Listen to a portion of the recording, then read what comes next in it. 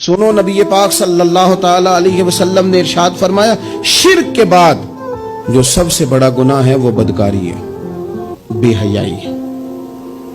اور نبی پاک علیہ السلام نے فرمایا کچھ عورتیں ایسی ہیں جو لباس پہن کے بھی ننگی ہیں۔ فرمایا یہ وہ عورتیں ہیں جنہیں اللہ تبارک و تعالی جنت کی ہوا بھی عطا نہیں کرے، خوشبو تک نہیں ملے۔ ان کو یہ سمجھائیں۔ یہ آج کل بڑا عروج ہے شادیوں کا، خواتین مہربانی کریں، اپنے اوپر رحم کھائیں، تھوڑا سا نا پردے کا اہتمام ہو۔ میں کوئی تنقید نہیں کرتا، طنز نہیں کرتا، چونکہ ہماری بہنیں مائیں بیٹیاں ہوتی ہیں، ہم نے انہیں سمجھانا ہے۔ ان کو ذرا سمجھائیں، ان کو یہ بتائیں کہ قیمتی چیزیں جو ہوتی ہیں وہ پردوں میں ہوتی ہیں۔ ہمارے گھر میں 20 تولے سونا پڑا ہو تو ہم نے کبھی نہیں باہر نکل کے بتایا کہ بڑا ہے، کیونکہ قیمتی ہے نا، تو پردے میں رکھا ہوا ہے۔ اس کی چابی کا بھی ہم خیال رکھتے ہیں کہ کہیں گم نہ ہو جائے۔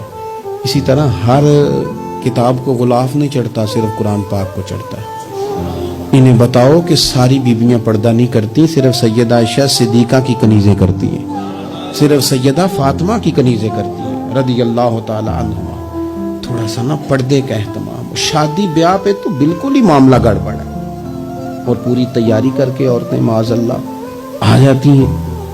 اور یہ تو روکنا ہے ان کے ورثاء نے، ان کے جو ولی ہیں،